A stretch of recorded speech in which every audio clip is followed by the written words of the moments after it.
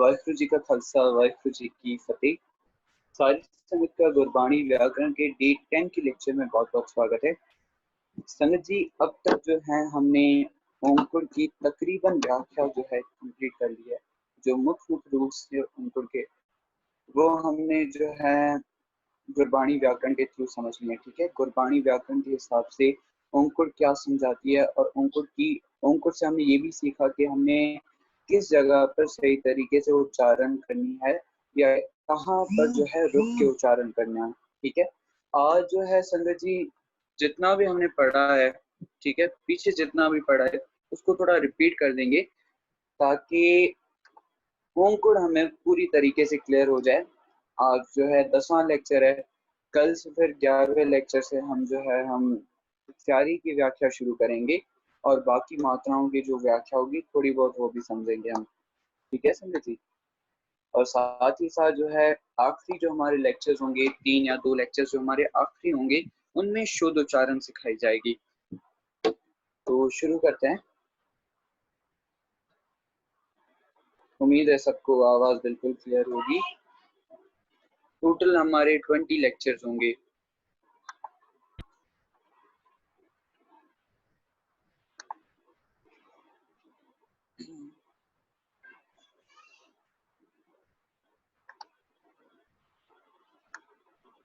जी, तो सबसे पहले दोबारा रिपीट करवा रहा हूँ, ठीक है, सब कुछ, ताकि जो जिन्होंने बाद में भी ज्वाइन किया है उनको भी थोड़ा बहुत क्लियर हो जाए और जो ज्वाइन कर चुके हैं उनका दोबारा से थोड़ा रिपीट हो जाए। ठीक है, दोबारा सब कुछ याद आ जाए ताकि हमें सब कुछ जो है गुरबाणी व्याकरण के जितने भी रूल्स हैं, कॉन्सेप्ट्स हैं, वो हमें याद रहें बिल्कुल। ठीक है, तो अंकुर अंकुर लगने के क्या रीजंस पढ़ने थे हमने कि अंकुर उन लफ्जों को लगती है जो लफ्ज नाउन भी हों, एक वचन भी हों और पुल्लिंग भी हों, ऐसे लफ्जों को अंकुर लग जाती है। ठीक है, और उनके विशेषण को भी अंकुर लगती है। जैसे कि यहाँ पर एक एग्जांपल भी देख लेते हैं हम और क्लैरिटी हो जाएगी हमें। धर्म, धर्म के नीचे अगर अंकुर आ गई तो मतलब क्या कि एक धर्म की बात हो रही है। ठीक है, धर्म का विशेषण क्या, धर्म की विशेषता गुरु महाराज क्या बता रहे थे कि धर्म अमूल्य है, धर्म का मूल्य नहीं पाया जा सकता।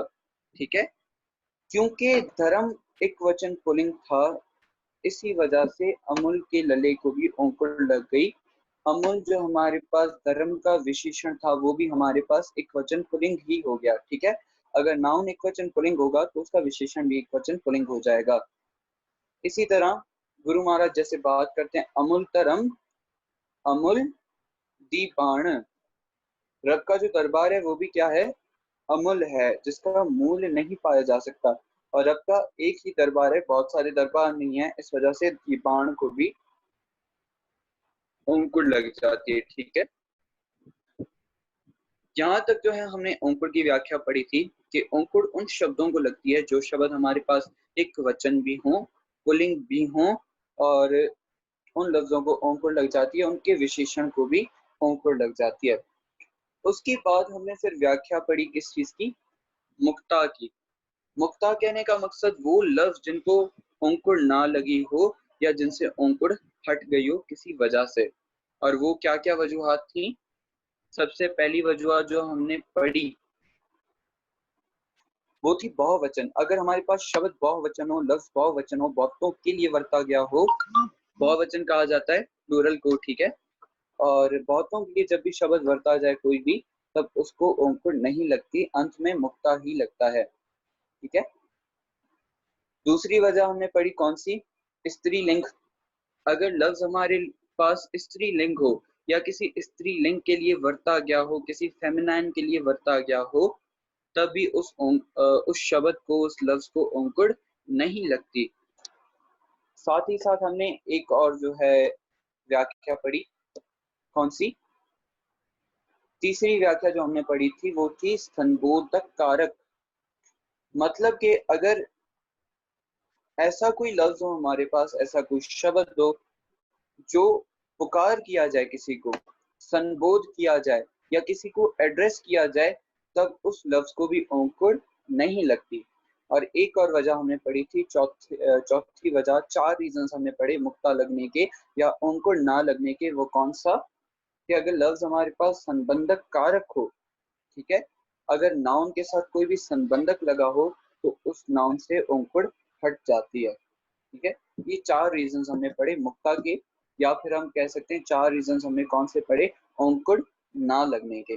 इन सब की एक एक एग्जांपल भी देख लेते हैं ताकि हमें बिल्कुल क्लियर हो जाए। सबसे पहले बहुवचन की एग्जांपल देखते हैं। प्रभु का सिमरन से जन परवान। जी हाँ, थर्ड वाला बिल्कुल समझा दूंगा, आगे क्लियर कर दूंगा। अब देखिए यहाँ पर जन के नीचे अंकुर नहीं है, ठीक है, तो हमें ये तो पता चल गया कि बहुत सारे जनों की बात हो रही है या बहुत सारे जन कहा जाता है पर्सन को, ठीक है, पर्सन को, सेवक को या फिर किसी बंदे को, ठीक है, जन कहा जाता है। प्रभु का सिमरन से जन परवान। अभी यहाँ पर देखिए ये तो हमें पता चल गया जन के नीचे अंकुर नहीं है, बहुतों के लिए वर्ता गया है जन। पर आप दो और तरीके हैं यहाँ पर आप पता लगा सकते हैं कि ये जो पंक्ति है, ये जो सेंटेंस है, क्या ये बहुतों के लिए वर्ता गया है या किसी एक के लिए वर्ता गया है, और वो दो क्या कैसे रीजंस हैं। एक रीजन तो हमारे पास सिमरन आ जाएगा, ठीक है, और दूसरा से। कैसे? सिमरन देखिए हमारे पास क्रिया है, ठीक है, सिमरन क्या है हमारे पास? क्रिया। एक बात याद रखिए, क्रिया के अंत में जब भी हाय स्यारी आए, ठीक है, तब वो हो जाएगा बहुतों के लिए। जब भी क्रिया के अंत में स्यारी आए, सिमरन हमारे पास क्या है? सिमरन हमारे पास क्रिया है, ठीक है, और इसकी उच्चारणता कैसे होगी? हाय के साथ स्यारी और स्यारी पर बिंदी लगा के उच्चारण आपने करना पड़ेगा। क्यों? क्योंकि देखिए अगर हम सिमरे बोलेंगे, सिमरे, ठीक है, तो ऐसा लगेगा हम किसी एक के लिए बोल रहे हैं, किसी एक के लिए ये शब्द वर्ता रहे हैं, ठीक है। पर जब हम सिमरह बोलते हैं या बिंदी लगा के उच्चारण करते हैं तो डिक्लेयर हो जाता है, स्पेसिफाई हो जाता है कि हम जो है बहुतों के लिए ये लफ्ज वर्त रहे हैं, बहुतों के लिए क्रियावाचक जो है लफ्ज या शब्द वर्ता जा रहा है, ठीक है। इन सिंपल अगर कहा जाए, क्रिया के अंत में जब भी हाय स्यारी आ जाए तो वो किनके लिए वर्ती जाएगी? बहुवचन के लिए या बहुतों के लिए वर्ती जाएगी, ठीक है। और उसकी उच्चारणता कैसे होगी? हाय स्यारी बिंदी लगा के। इसकी पूरी जो है व्याख्या हम शुद्ध उच्चारण में पढ़ेंगे, ठीक है, तो अभी इस चीज को ज्यादा डिस्कस नहीं करेंगे। पर आप इतना अभी याद रखें, आप इतना अभी याद रखें कि जब भी क्रिया के अंत में हाय स्यारी आ जाएगी, हाय स्यारी बहुवचन के लिए वर्ती जाएगी, ठीक है, और उच्चारणता कैसे होगी? हाय स्यारी बिंदी लगा के, सिमरन, ठीक है, सिमरन, हल्की सी बिंदी की आवाज दी जाएगी जिसको कहा जाता है नासकी उच्चारण। हल्का सा बिंदी का साउंड प्रकट किया जाएगा, ठीक है। और दूसरा हमारे पास सिग्निफिकेंस यहाँ पर हमें मिल रहा है कौन सा? से का। से भी जब आपके पास आ जाए गुरबानी में, आप कहीं पर देख लें तो से भी किसके लिए वर्ता जाएगा? बहुवचन के लिए, बहुतों के लिए, ठीक है। और इसके विपरीत, इसके ऑपोजिट, अगर हमारे पास जो है क्रिया के अंत में ईडी स्यारी आ जाती है, ठीक है, ईडी स्यारी आ जाती है तो ईडी स्यारी किनके लिए होती है? एक वचन के लिए। अगर क्रिया के अंत में ईडी स्यारी आ रही है, अगर क्रिया के अंत में जैसे कि आपके पास यहाँ पर शो हो रहा है हाय स्यारी आ गई, तो हाय स्यारी बहुवचन के लिए वर्ती जाएगी, और अगर क्रिया के अंत में ईडी स्यारी आ गई तो वो वर्ती जाएगी किसी एक वचन के लिए या फिर एक के लिए कही जाएगी या वर्ती जाएगी, ठीक है। इसी तरह से जैसे हमारे पास बहुवचन था, अगर गुरबानी में सो आ जाता है तो वो किसके लिए हो जाएगा? एक वचन के लिए हो जाएगा, या वहां पर किसी एक की बात हो रही होगी। प्रभु को सिमरें से जन परवान। से का क्या मतलब हो गया यहाँ पर? बहुत सारे। सिमरें क्योंकि हाय स्यारी लग गई, हमें पता चल गया बहुत सारे सिमरते हैं। जो जो प्रभु को सिमर लेता है या प्रभु की आराधना कर लेता है वो जन परवान हो जाते हैं, ठीक है। जितने भी जन होंगे जो परमात्मा को सिमर लेंगे वो परवान हो जाएंगे। गुरु महाराज यहाँ पर ये कह रहे हैं। तो जन पर अंकुर नहीं है, हमें पता चल गया बहुवचन है, और साथ ही साथ सिमरें और से ने भी हमें दोनों ने बता दिया कि ये जो पंक्ति है, सेंटेंस है, ये बहुवचन के लिए वर्ती गई है या बहुतों के लिए वर्ती गई है। ठीक है, एक और हम एग्जांपल देख लेते हैं और आपके जो भी क्वेश्चंस हैं हम एंड में डिस्कस करेंगे। सुनिया है शेख पीर पातशाह। अब यहाँ पर आप मुझे बताइए कि पातशाह के हा को अंकुर नहीं है, यहाँ पर पातशाह का क्या मतलब है और यहाँ पर पातशाह किसको कहा जा रहा है?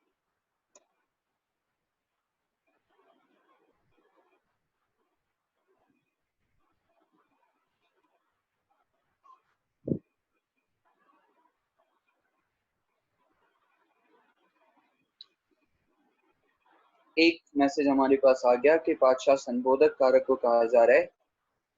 चलिए दूसरा भी संबोधक आ गया।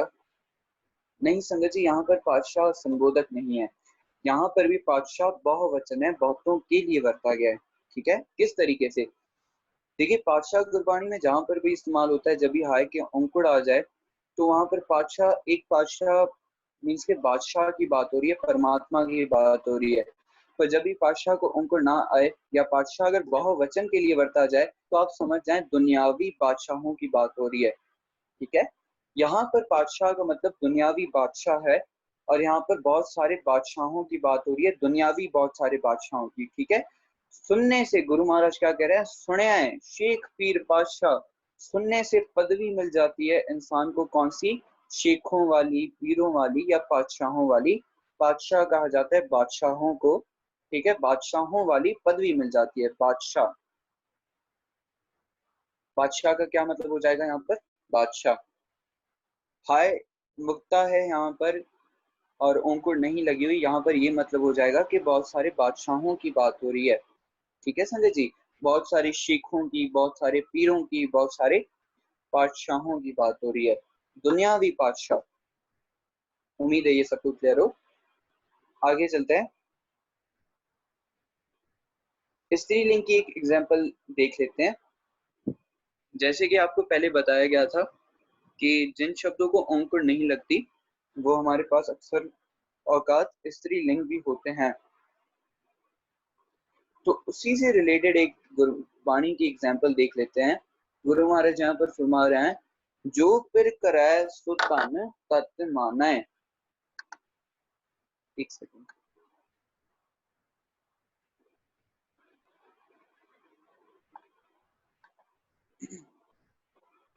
यहाँ पर फिर कहा जाता है,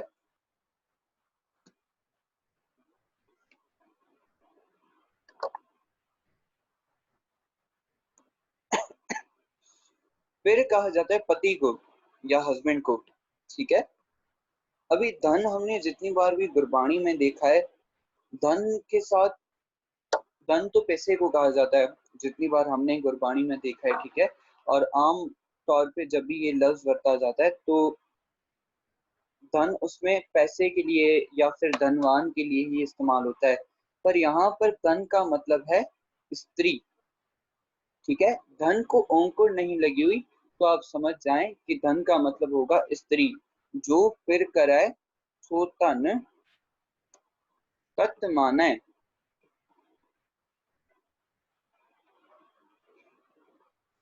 कि जो भी पति करता है, ठीक है, वो स्त्री, यहाँ पर स्त्री के लिए कौन सा लफ्ज वर्ता गया है, कौन सा शब्द वर्ता गया है? धन वर्ता गया है। ठीक है, तत् मीन्स के एकदम से। ठीक है, तत् एकदम से, यहाँ पर तत् का मतलब हो जाएगा एकदम से मान लेती है। ठीक है, जो पति कहता है वो पत्नी या स्त्री जो है वो एकदम से मान लेती है। तो हमारे पास धन जब अंकुर के साथ आ जाता है उसका मीनिंग क्या हो जाता है? दौलत या फिर धनवान। ठीक है, और धन जब बिना अंकुर के आ जाए या धन को मुक्ता लगा हो तो उसका क्या मतलब हो जाता है कि धन का यहाँ पर मतलब है स्त्री। एक और बात याद रखिएगा, जैसे हमने संबंधकी पढ़ा था ना, अगर धन के साथ कभी संबंधकी आ जाता है, ठीक है, तब धन से अंकुर हट सकती है संबंधकी की वजह से। तो वहां पर याद रखिए, वहां पर धन का मतलब पैसा ही होगा या धनवान ही होगा या दौलत ही होगा। ऐसा ना आप वहां पर समझने के यहाँ पर धन का मतलब स्त्री है। वहां पर अंकुर इसलिए हटी होगी क्योंकि वहां पर कोई संबंधक लगा होगा। ठीक है, एक और हमने एग्जाम्पल देखी थी मुक्ता के साथ, जो अगर देह हमारे पास आ जाता है गुरबाणी में, अंकुर नहीं होती देह के नीचे, तो देह का मतलब होता है देही। देही भी हमारे पास स्त्रीलिंग लफ्ज है या शब्द है, ठीक है। और जब हमारे पास देह के नीचे अंकुर आ जाए तो वो हमारे पास क्रिया हो जाती है और उसकी उच्चारणता की जाती है देहो, ठीक है। देहो पढ़ा जाएगा। आगे चलते हैं। तीसरी जो हमने वजह पढ़ी थी अंकुर ना लगने की, वो क्या थी कि अगर हमारे पास लफ्ज संबोधक कारक हो, किसी को संबोध किया जाए, किसी को पुकार किया जाए, तो उस लफ्ज को भी अंकुर नहीं लगती। जैसे कि एक और एग्जांपल देख लेते हैं। गुरु महाराज यहाँ पर फरमा रहे हैं, मेल लहो दयाल डह पे डह पे द्वारे आ, ठीक है। यहाँ पर गुरु महाराज क्या करें, हे दयाल को बेनती करें, मेल लेहो दयाल डह पे द्वारे आ। डह भी हमारे पास यहाँ पर क्रिया हो जाएगी कि मैं गिर गया हूँ, ठीक है।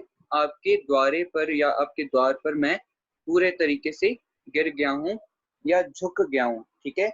मेल लेहो दयाल डह पे द्वारे आ। डह पर यहाँ पर मीनिंग होगी कि गिर गया हूँ या फिर झुक गया हूँ, ठीक है। डह यहाँ पर ये मीनिंग हो जाएगी और डह हमारे पास क्रिया हो जाएगी। और हाँ, क्रिया के साथ आप याद रखिए, जो हायस्यारी जैसे हमने पढ़ा था, हायस्यारी आ जाती है, पर जो ऐसा समझ ले लॉन्गर वर्ड्स हो, ठीक है, जिसमें पूरी तरीके से कोई बात जिक्र हो रही हो, ठीक है, पूरे तरीके से कोई काम जिक्र हो रहा हो। कहने का मकसद खावें, ठीक है, गावें, सुने, ठीक है। इस प्रकार के जो लफ्ज आ जाएंगे, इनके साथ हाय स्यारी और बिंदी भी उच्चारी जाएगी, क्योंकि वो बहुतों के लिए होंगे, बहुवचन होंगे। और इसकी पूरी व्याख्या हम जो है शुद्ध उच्चारण में सीखेंगे, ठीक है। एक और एग्जांपल ले लेते हैं। है भी सच नानक होसी भी सच। यहाँ पर क्या मतलब हो जाएंगे कि वो परमात्मा सच है और आगे भी सच होगा। यहाँ पर नानक उच्चारण कैसे किया जाएगा, ब्रेक देकर कॉमा लगाकर, ठीक है। नानक होसी भी सच, ठीक है। तो यहाँ पर नानक संबोधक कारक में है। यहाँ पर नानक को एक पंक्ति के साथ जो है मिलाना नहीं है, या फिर जो है अर्थ करते वक्त हमें एक साथ जोड़ नहीं देना, ठीक है। नानक सिर्फ यहाँ पर संबोधक कारक है। हम गुरु नानक देव पिता को संबोध कर रहे हैं। पंक्ति के अर्थ क्या हो जाएंगे कि वो परमात्मा सच है और आगे भी सच ही होगा, ठीक है। चौथी वजह हमने पढ़ी थी संबंधक कारक, कि अगर नाउन के साथ कोई संबंधक लग जाता है, अगर नाउन को ओंकुड़ लगी हुई हो, तो संबंधक की वजह से ओंकुड़ हट जाती है। जैसे कि नानक की अरदास सुनी जय। जी, नानक का कोई मतलब नहीं निकलेगा, मीन्स के नानक गुरु नानक देव पिता को हम वहां पर पुकार करे होंगे, संबोध करे होंगे, सिर्फ यही मतलब निकलेगा। मतलब अगर आप निकालना चाहते हैं तो ये मतलब निकल जाएगा, हे नानक, ठीक है। अब यहाँ पर देखिए, नानक को अंकुर नहीं लगी, पर यहाँ पर गुरु नानक देव अपनी ही बात कर रहे हैं। कहने का मकसद कि वो खुद अरदास कर रहे हैं, ठीक है। नानक की अरदास सुनी जाए, तो यहाँ पर आपने संबोधक केस में नहीं उच्चारण करना, ठीक है। आपने गुरु नानक देव जी को पुकार करके उच्चारण नहीं करना। यहाँ पर आपने पंक्ति एकदम से ही पढ़नी है, मीन्स के कोई भी विश्राम या ब्रेक बीच में नहीं लगाना, ठीक है। नानक की अरदास सुनी जाए। एक और एग्जाम्पल ले लेते हैं। नानक की बेनंती स्वामी, ठीक है। तो यहाँ पर भी नानक को अंकुर नहीं लगी, पर यहाँ पर अंकुर ना लगने की ये वजह नहीं है कि नानक यहाँ पर संबोधक कारक है, नहीं। यहाँ पर अंकुर ना लगने की वजह क्योंकि दोनों पंक्तियों में हमारे पास की संबंधक आ गया है, उस वजह से नानक के कक्के को अंकुर नहीं लगी। जी संगत जी, आज जो था ये हमारे जितना भी करवाया हुआ था पीछे, आपको लेक्चर्स करवाए हुए थे, 9 डेज को जो है दोबारा एक ही दिन में दोबारा कवर करवाया गया है, रिपीट करवाया गया है, ताकि अगर आपको कोई भी कंफ्यूजन हो तो वो क्लियर हो जाए, या आपकी क्लैरिटी के लिए ये दोबारा सेशन रखा गया था। जी हाँ, मैं स्लाइड्स पीछे कर देता हूँ। यहाँ पर गुरु महाराज खुद कह रहे हैं नानक की अरदास सुनी जाए, ठीक है। और दूसरी पंक्ति फरमान करी है नानक की बेनंती स्वामी। बहुत से आसान से अर्थ हैं। गुरु महाराज खुद अरदास कर रहे हैं परमात्मा को कि नानक की अरदास सुनी जाए।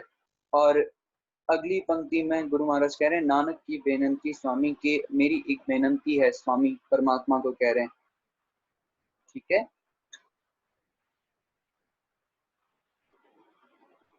नानक पे अंकुर लगने की वजह कि नानक के साथ जब भी अंकुर लग जाए तो वो गुरु नानक अपने लिए कहते हैं, जैसे कि नानक नीच कहे विचार, या फिर नानक क्या विचार है। ठीक है।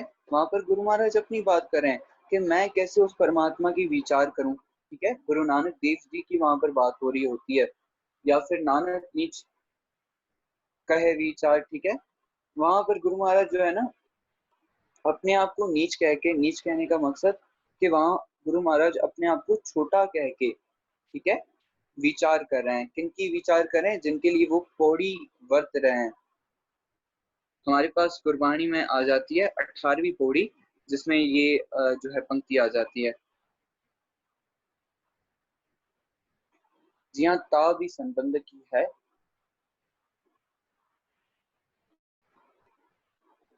देखिए संबंध, हमारे पास वो सारे संबंधक आ जाते हैं जो किसी दो लफ्जों के बीच में संबंध जोड़ रहे हो। ठीक है। हो सकता है हमारे पास वो किसी ऐसे तरीके से भी इस्तेमाल हो जाए जहां पर वो किसी के संबंध, दो लफ्जों के संबंध ना जोड़े हो, पर वहां पर वो ऐसे ही मौजूद हो तो वो संबंधक ही कहलाएंगे। ठीक है।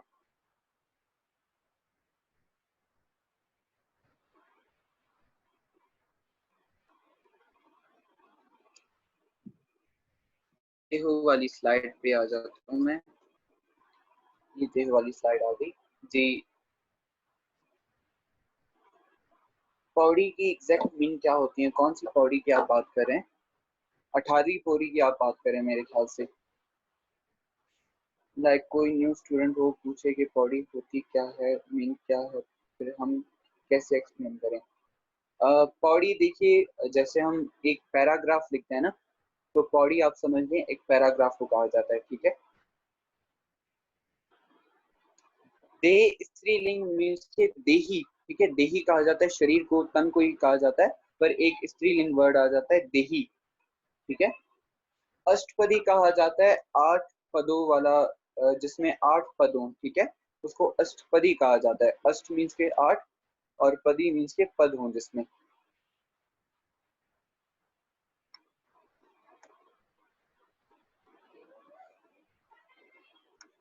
जी। अच्छा, देहो वाली स्लाइड खुली हुई है,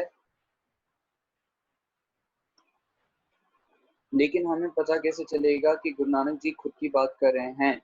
देखिए, नानक के साथ जब भी संबोधक आ जाए और अंकुर ना लगी हो, ठीक है, तब गुरु महाराज वहां पर अपनी बात कर रहे होंगे। ठीक है।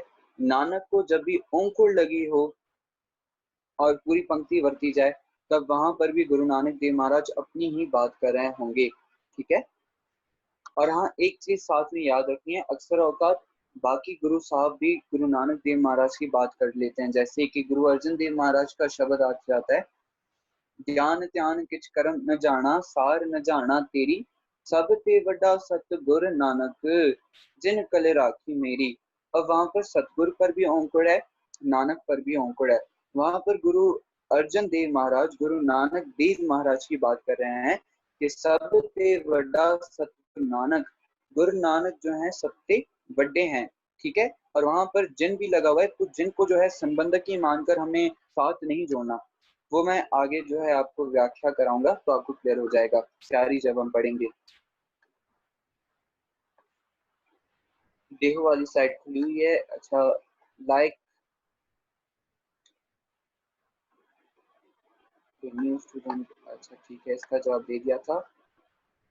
देह स्त्रीलिंग मीनिंग, देखिए देही, देह का मतलब है देही, और देही होती है, होता नहीं है। ठीक है। इसलिए स्त्रीलिंग लिखा हुआ है वहां पर। इसमें आपने क्या समझाया था? देहो को, देहो का फिर से डिफरेंस करते हैं।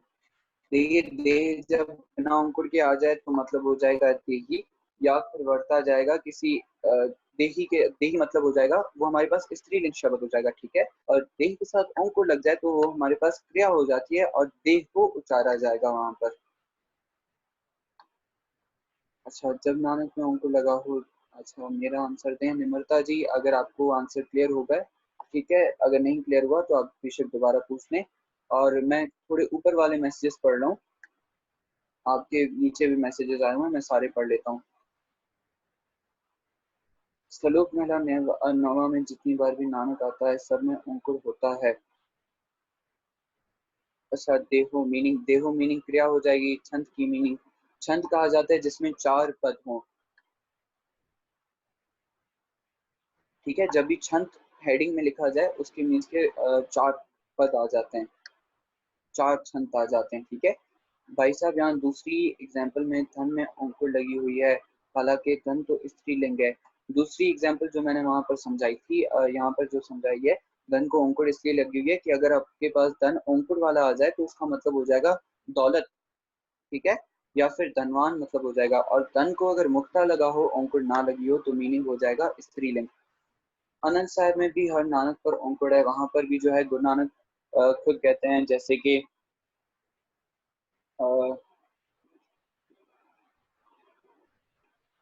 कोई उनकी याद नहीं आ रही आनंद साहब की।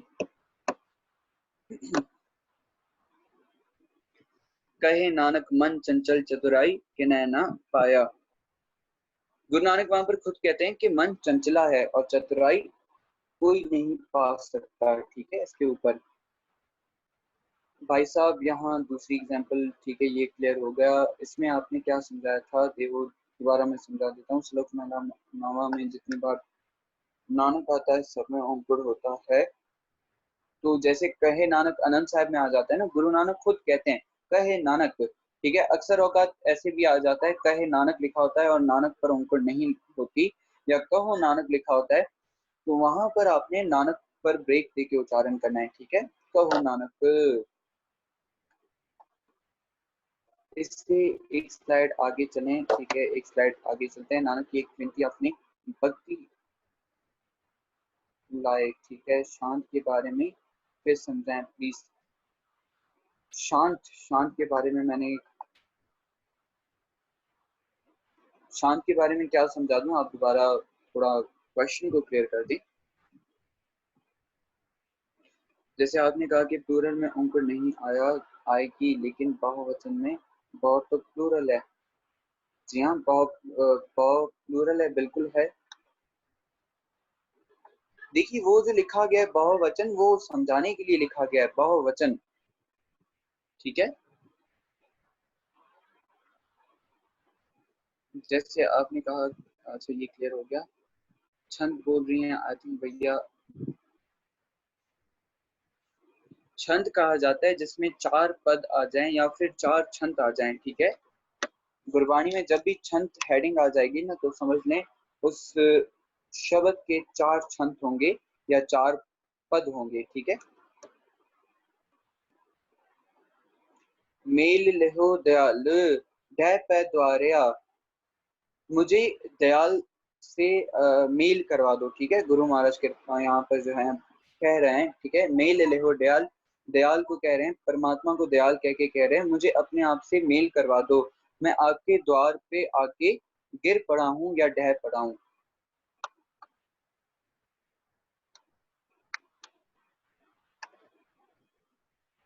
जी संजय जी, आपके सवाल हैं तो आप पूछ सकते हैं।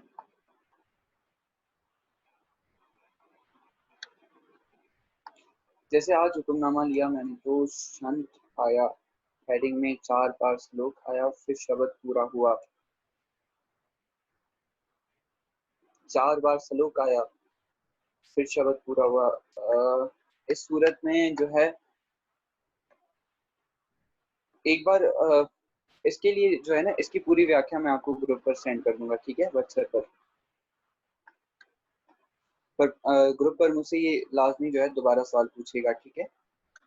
और जो हुक्मनामा निकला था वो भी मुझे बता दीजिएगा। अगर देखिए सलोक एक बार उच्चारण हुआ है और सलोक के 4 छंद आ गए, ठीक है, एक बार सलोक आ गया और उसके 4 छंद आ गए, तो समझ लें शब्द वो कंप्लीट हो जाता है, ठीक है।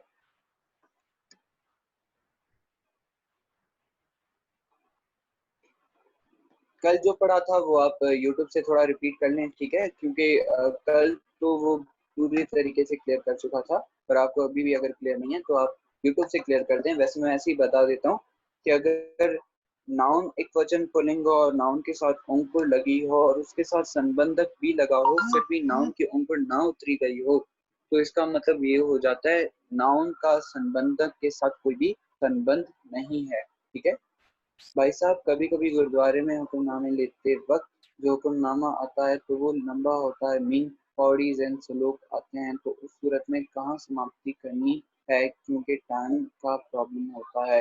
ये मैं आपको ग्रुप पर ही बता दूंगा, ठीक है।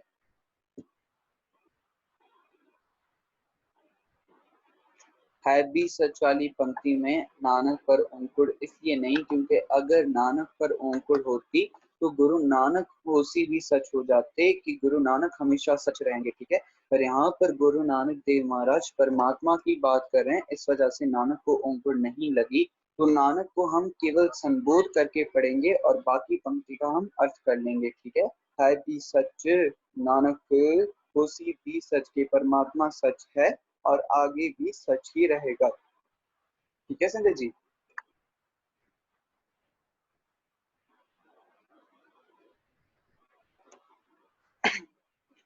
जी संगत जी, आवाज नहीं आ रही।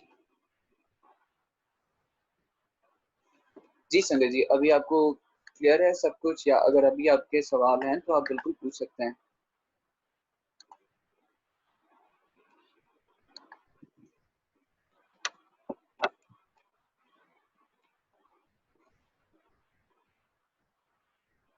जी हाँ, बिल्कुल यही मतलब हो जाएगा ज्योति भाई जी।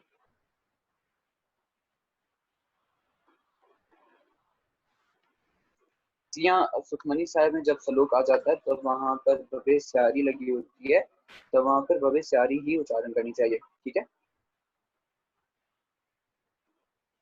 इससे आगे एक और स्लाइड, ये लास्ट स्लाइड थी हमारी।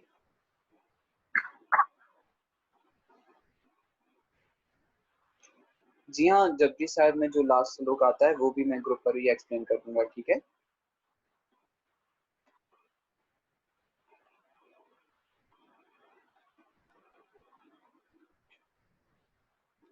संजय जी, गुरबाणी व्याकरण से रिलेटेड जो बाकी सवाल हैं गुरबाणी व्याकरण से अलावा, ठीक है, वो हम ग्रुप पर ही डिस्कस करेंगे, ठीक है।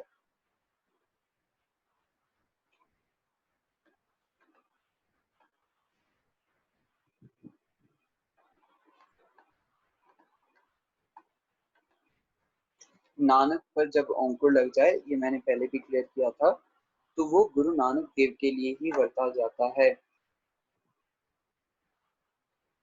ठीक है संजय जी, गुरु नानक देव के लिए वर्ता जाता है। जैसे कि मैं आपको यहाँ पर कुछ पंक्तियां दिखा देता हूँ, एक सेकंड रुक जाए।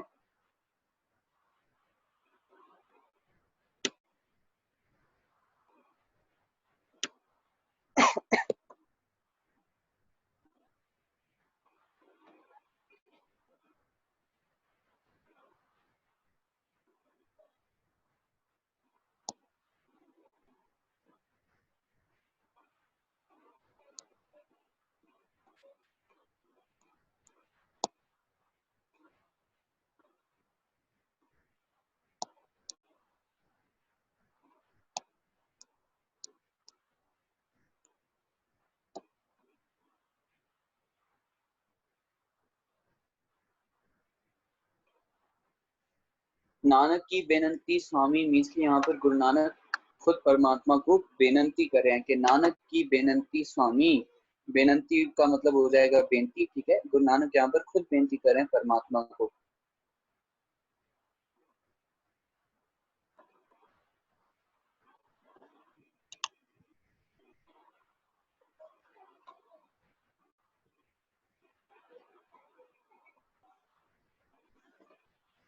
मैं यहाँ पर लिख देता हूँ पंक्ति।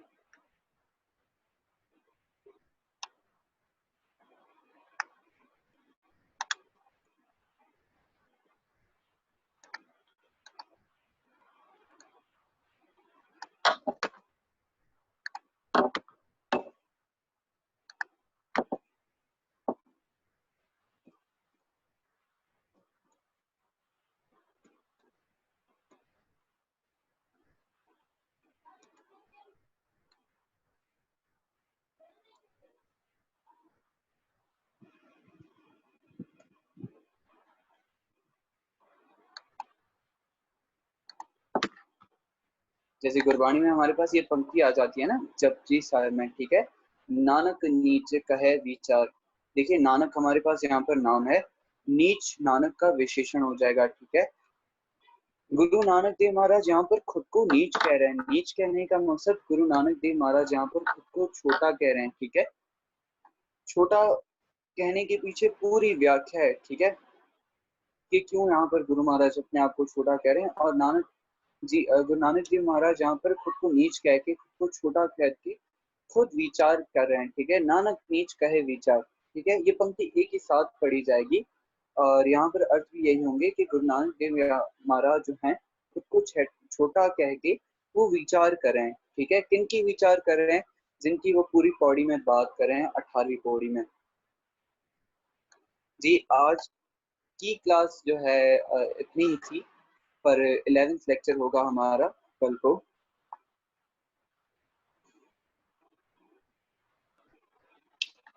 जी होश से बे क्यों पढ़ते हैं? देखिए रीजन तो उसके पीछे कोई भी नहीं है। भवे स्यारी लगी हुई है तो भवे स्यारी ही उच्चारी जाएगी, ठीक है। गुरु महाराज ने अगर वहां पर स्यारी लगाई है तो स्यारी ही उच्चारेंगे।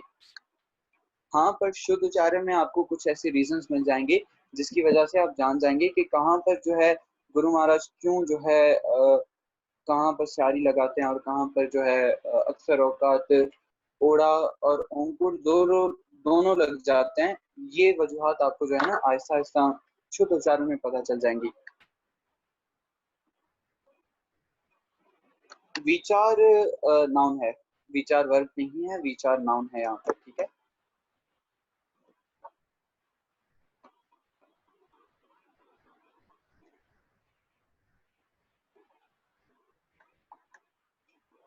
नहीं, इस पंक्ति की पूरी एक व्याख्या है। देखिए गुरु महाराज यहाँ पर खुद अपने आप को छोटा कह के विचार कर रहे हैं। किन की विचार कर रहे हैं? जिनके बारे में वो पौड़ी में, पूरी पौड़ी में बात करते हैं। पूरी पौड़ी में गुरु नानक देव महाराज बात करते हैं मूर्खों की, निंदकों की, या फिर चोरों की, या फिर हत्यारों की, ठीक है। और गुरु महाराज कहते हैं कि मैं नीच होके, मैं छोटा होके इनकी भी विचार कर रहा हूँ, ठीक है। उनकी विचार करने के लिए गुरु महाराज यहाँ पर विचार का शब्द वर्तते हैं, ठीक है।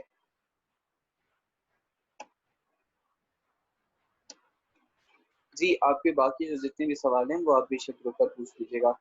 जी संगत जी ऊपर काफी सवाल आ गए थे, मैं दोबारा वो नहीं पढ़ रहा। अगर आपके अभी भी कुछ क्वेश्चंस हैं तो आप पूछ सकते हैं, नहीं तो आज का सेशन हम यहीं पर एंड करते हैं।